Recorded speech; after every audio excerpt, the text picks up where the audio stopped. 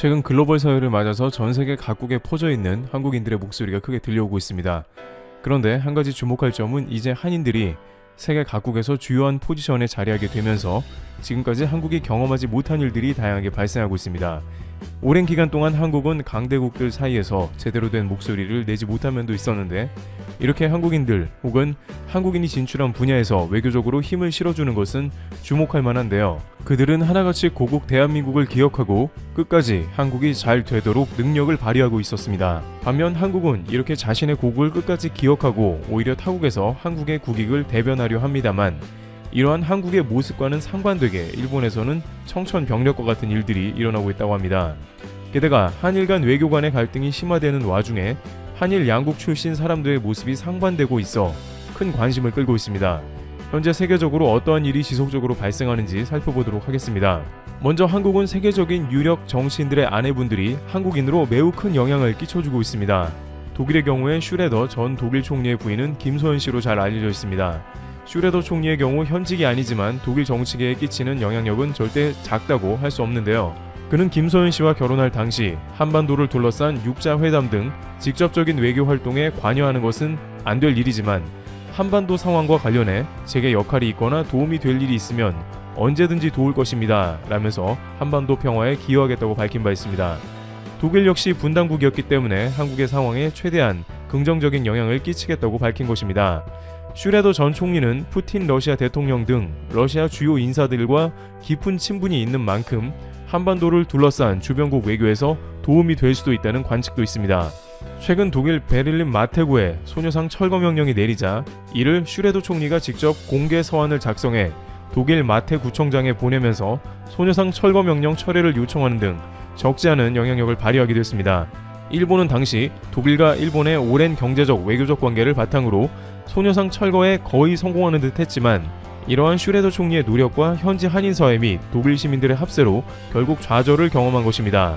하지만 역시 이 가운데 노르트라인 베스트팔렌주 경제개발공사 한국 대표이기도 한 김소연 씨의 노력이 없었다면 이러한 슈레더 총리의 도움은 쉽지 않았을 것입니다. 김소연 씨는 정치인은 아니지만 한국 사람으로서 책임감을 느끼며 해외에서 한국 상황에 대해 항상 관심을 가지고 있다고 말하기도 했습니다. 미국에도 이처럼 한국인 부인의 내조로 인해서 현직 유력 정치인이 막강한 영향력을 끼치고 있는데요.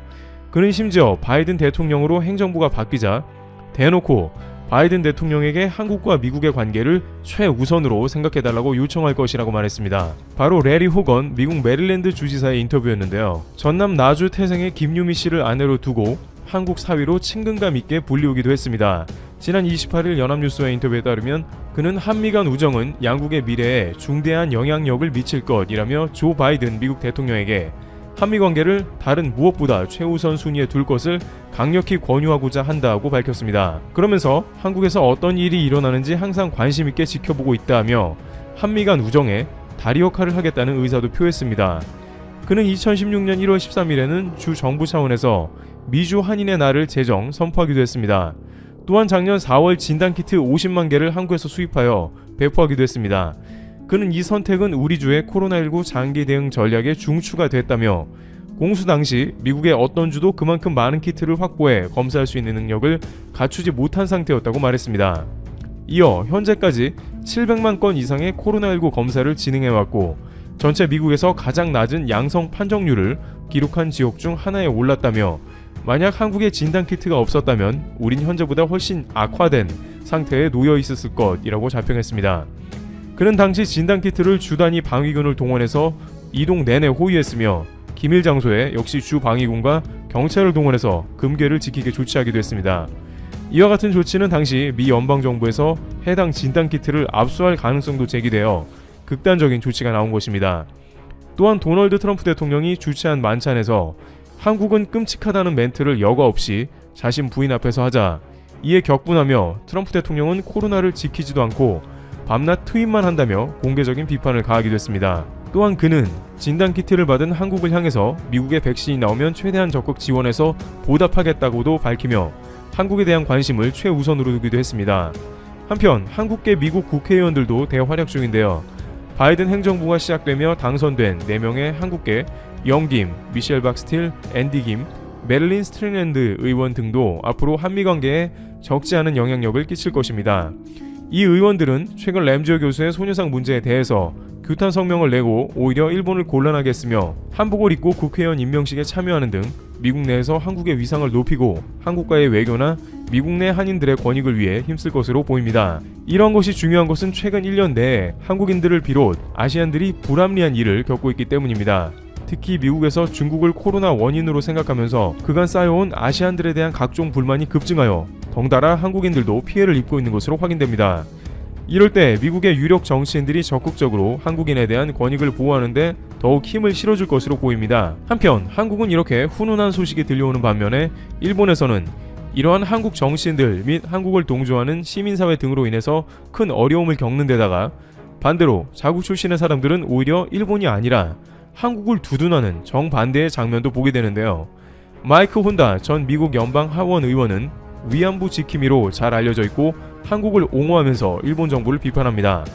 그는 최근까지도 위안부 문제를 아예 뿌리 뽑아야 하며 일본 정부를 제재하는 방안도 추진해야 한다고 주장했습니다. 또한 2019년 수출 규제를 자행한 아베 내각을 향해서 아베는 어리석고 경제 규제는 부적절하다고 말했습니다. 그는 미국은 그간 침묵하며 일본 정부에 적극적으로 사죄를 요구하지 않은 책임이 있다며 일본이 전 세계 위안부 피해자에게 사죄할 수 있도록 미국이 더 적극적으로 나서야 한다고 주장했습니다. 오히려 일본계 의원임에도 불구하고 한일 간의 가장 예민한 위안부 문제에 큰 힘을 실어준 사람이기도 합니다. 예술 분야이긴 합니다만 봉준호 감독은 미국 영화계 주류라는 오스카상을 수상하며 국격을 높였습니다만 반대로 일본계 카즈히로 감독 역시 오스카상을 받았으나 그는 난 미국인이라고 잘라 말하면서 일본 영화계에서 많은 부조리를 보았고 이를 떠나 미국으로 왔기 때문에 나의 재능을 펼치고 이런 상을 받을 수 있었다면서 일본 취재 기자단에 찬물을 끼얹기도 했습니다. 그렇다면 이런 일이 왜 계속 반복되는지 궁금해지는데요. 네티즌들은 많은 한국인들은 오랜 역사를 통해서 한국을 지켜낸 호국정신과 애국심을 가져야 한다고 어렸을 때부터 교육을 받고 자라났기 때문에 전 세계 많은 분야에 진출해서도 이러한 생각 가운데 한국을 기억하며 모국이 잘 되길 바라는 마음으로 선한 영향력을 끼치고 있다는 의견을 전합니다. 과거 러시아 연해주에 거주하던 고려인 같은 경우 우즈벡이나 카자흐스탄 등지로 강제 이주당했지만 여전히 그들은 자신의 정체성을 한국인으로 생각하고 한국으로 돌아가야 한다고 말하고 있음이 확인됩니다. KBS 다큐 누구보다 조국을 사랑했던 사람들의 후손 고려인들의 기나긴 여정 편을 보면 과거 일제 강점 시대에 독립운동을 가장 많이 했던 사람들 중 하나고 누구보다 고국에 대한 애정이 많아 그들의 후손들도 그러한 애국심 가운데 한국을 기억하며 여전히 한국을 그리워하고 애틋해하는 모습이 보입니다. 한국은 지정학적 위치상 강대국에 둘러싸여 있고 반드시 자신의 힘으로 이것을 이겨내야 했습니다. 최근 들어서 국가 간의 간섭이나 다툼이 잦아지면서 더욱 나라가 힘을 길러야 하는 국면이 된 것입니다. 특히 일본과 중국 등은 현재에도 틈만 나면 한국을 어려움에 빠뜨리려고 호시탐탐 노리고 있습니다. 바로 이럴 때 한국인들이 세계 각지로 나아가서 고국을 옹호해주고 보호하려고 애를 써주고 있기 때문에 앞으로 한국이 국제사회에서 훨씬 더 곤란에 빠지지 않고 인정받는 자리에 설 수 있으리라는 의견이 나옵니다. 고국을 떠나서도 항상 마음 가운데 한국을 기억하는 많은 이들 때문에 한국 사회에 큰 도움이 되고 있습니다. 트래블튜브 여기서 마치겠습니다. 감사합니다. 대한민국을 대표하는 시사 경제 채널 페페TV에서 알려드립니다. 미국은 지난 100년간 대한민국의 강한 친구이자 강력한 우방이었습니다. 하지만 트럼프 정부 들어 방위비에 있어 금전적으로 무리한 요구를 하고 있어 갈등이 야기되고 있습니다. 이는 미국 내에서도 논란이 되고 있는데요. 샤프 전 사령관까지 방위비 몇 푼 얻으려고 한미동맹 포기하지 말아라 라고 했고요. 미국의 전 국방장관들도 미국의 힘은 동맹에서 비롯되니 무리한 요구에 자제를 표하기도 했습니다. 미국의 호감도는 방위비 압박 논란에 대한민국에서 70.4%에서 33.1%까지 급락하고 있는 상황에 트럼프는 언론 뒷담화 보도에 힘든 일 했는데 조롱한다고 불평 불만을 쏟아내고 있습니다. 트럼프의 방위비 압박에 스트레스를 받고 불만을 갖는 건 비단 우리나라뿐만은 아닙니다. 모든 우방 국가들에서 트럼프에게 불만을 갖고 있습니다. 이 모든 사실들을 보다 심층적으로 분석해 시청자 여러분의 시사, 경제, 상식의 격을 높여드리는 팩트 맛집 팩트 폭격기 페페TV에서 팩트로 제대로 알아보겠습니다. 한 번도 안 본 사람은 있지만 한 번만 본 사람은 없다는 단 하나의 채널 페페TV 팩트 체크. 월터 샤프 전 주한미군 사령관은 한미 방위비 분담금 협상과 관련해 몇 달러를 위해 동맹을 포기하지 말아야 한다고 말했습니다. 샤프 전 사령관은 워싱턴에서 한미경제연구소가 개최한 방위비 분담금 관련 동맹이 가장 중요한 것이 되어야 한다.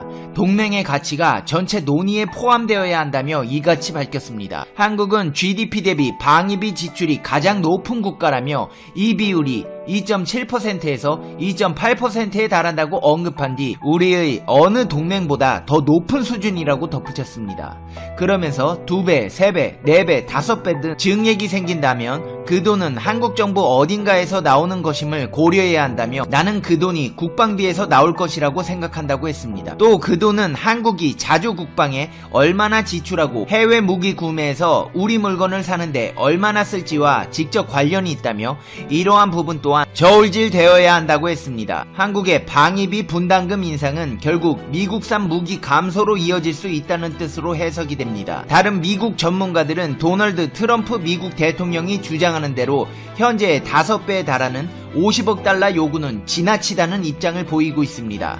스콧 헤럴드 랜드 연구소에서는 트럼프 대통령이 깊은 연구를 통해 50억 달러라는 숫자를 찾아냈다고 믿지는 않는다고 했습니다. 그러면서 평택 미군 기지 캠프 험프리스 13조 1000억 중 한국이 약 90%를 부담하는 것도 한국 기업은에 포함시켜야 한다고 주장했습니다. 아울러 미국 측이 계속 한국의 방위비 분담금 인상을 주장한다면 미군을 달러를 벌기 위한 용병으로 변화시킬 위험이 있다고 지적했습니다. 케일 페리어 한미 경제연구소 국장은 미국이 눈에 보이는 돈을 추구하다 보면 눈에 보이지 않는 더 광범위한 것들을 놓칠 수 있다며 결국 재정적으로 훨씬 더 많은 돈을 이룰 수 있어 일종의 역효과를 낼 수 있다고 우려했습니다. 다른 전문가들 역시도 주한미군 철수론이 나올 경우 한국 내 반미감정 고조와 함께 자체 핵무장론이 대두될 수 있다고 경고했습니다. 미국의 요구는 주한미군의 정체성에 심각한 타격을 줄 것이라며 이렇게 되면 주한미군은 한국 국민들의 존경을 더 이상 기대할 수 없다고 했습니다. 주한미군이 철수하면 한국에서는 핵무장을 한 북한과 함께 살 수 없다는 생각이 강한 지지를 받을 것이라면서 트럼프 대통령은 한국이 분담금을 더 내지 않으면 주한미군이 철수해야 한다고 말할지도 모른다고 했습니다. 그렇게 된다면 한국인은 누구로부터 해구산을 얻을지 생각할 것이라면서 해답은 스스로 해구산을 만드는 것이라며 그것은 의심할 여지 없이 이미 흔들리고 있는 핵 확산 금지 조약 체제를 악화시킬 것이라고 경고했습니다. 이런 트럼프의 무리한 방위비 요구에 미국의 전직 국방장관들 역시도 쓴소리를 쏟아냈습니다. 특히 트럼프 행정부 초대 국방장관도 비판 대열에 가세했습니다. 트럼프 정부 초대 국방장관을 지낸 제임스 매티스는 지금 세상에선 혼자서 뭔가를 할 수 없다며 그런데 우리는 동맹 없이 가거나 심지어 동맹에 맞서기까지 한다고 우려했습니다. 매티스 전 장관은 지난해 트럼프 대통령의 일방적인 시리아 주둔 미군 철수 방침에 반발해 전격 사임한 인물입니다. 북대서양 조약기구 나토 동맹국과 미군 철수로 인해 시리아 내전은 더 큰 혼란에 빠졌습니다.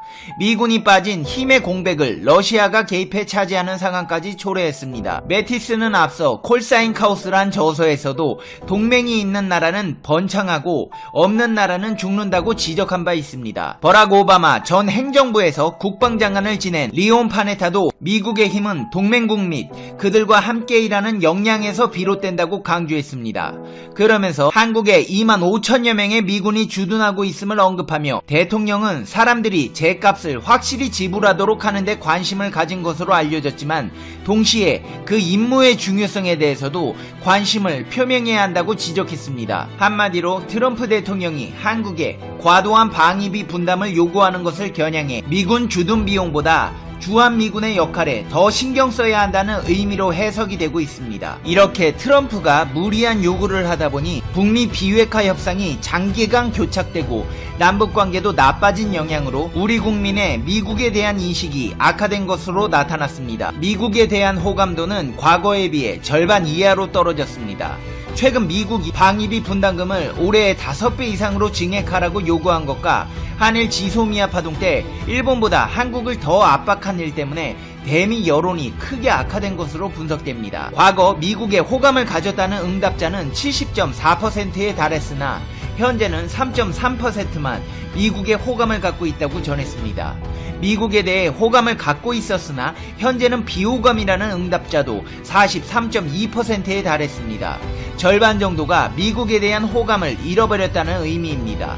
과거와 마찬가지로 현재도 미국에 호감을 갖고 있다는 응답자는 27.2%에 그쳤습니다. 대미 호감도는 크게 낮아졌으나 응답자의 63%는 여전히 미국을 우리나라의 우방으로 평가했습니다. 이를 분석해보자면 여전히 우방이긴 한데 방위비로 압박 좀 그만하라는 뜻으로 해석됩니다. 기존 방위비의 5배는 누가 봐도 무리한 요구입니다. 그런데 트럼프는 과한 요구라는 생각은 하지도 못하고 자신에 대한 비판들에 불평만 늘어놓고 있습니다. 도널드 트럼프 미국 대통령이 북대서양 조약기구 정상회의 만찬에서 다른 정상들의 대화 영상을 보도한 언론에 대해 자신을 조롱했다며 불편한 심기를 드러냈습니다. 트럼프 대통령은 트위터를 통해 나는 나토 회원국들이 1년 전보다 5,300억 달러를 더 내도록 미국은 덜 내도록 만들었다며 그러나 집에 돌아오니까 가짜뉴스 언론들이 날 조롱했다. 그런 보도들이 가능할 것이라고 생각 못했다고 밝혔습니다. 트럼프 대통령이 조롱당했다고 한 보도는 저스틴 트리도 캐나다 총리가 보리스 존슨 영국 총리, 에마뉴엘 마크롱 프랑스 대통령, 마크 리테 네덜란드 총리 등이 있는 자리에서 트럼프 대통령 뒷담화를 하는 것으로 보이는 영상을 말한 것입니다. 이후 트럼프 대통령은 앙겔라 메르켈 독일 총리와 만나는 자리에서 영상과 관련된 취재진 질문에 트리도는 매우 위선적인 사람이라고 비난했습니다. 트럼프 대통령은 폐막 기자회견도 돌연 취소했습니다. 이번 트럼프 대통령 발언은 나토 정상회의를 통해 자신의 업적을 알리고 국제사회에서의 위상을 과시하려던 의도와 달리 엉뚱한 뒷담화 영상이 더 주목받았다는 사실에 불편함을 드러낸 것으로 풀이됩니다. 트럼프 대통령은 유럽의 나토 회원국들이 방위비를 미국에 비해 충분히 내지 않았다고 압박해왔고 그 후 늘어난 이들의 방위비 지출을 자신의 업적처럼 평가해왔습니다. 정치 전문 매체 포린폴리시에 따르면 나토 회원국들은 러시아가 우크라이나령이었던 크림반도를 강제로 합병한 2014년부터 꾸준히 방위비 지출을 늘려왔습니다. 트럼프 대통령의 발언이나 압박 때문이 아니라는 것입니다. 특히 러시아에 인접한 루마니아, 폴란드, 라트비아, 리투아니아 등 동유럽 국가들의 방위비 증가율이 가장 컸습니다. 수년째 저성장으로 고통받고 있는 크로아티아도 2024년까지 방위비 지출을 40% 증가할 것이라는 계획을 이미 발표한 적이 있습니다. 이렇게 트럼프로 인해 잡음이 많은 방위비로 인한 국제 정세에 대해 알아봤습니다. 이제 페페TV의 결론 듣겠습니다. Conclusion. 페페TV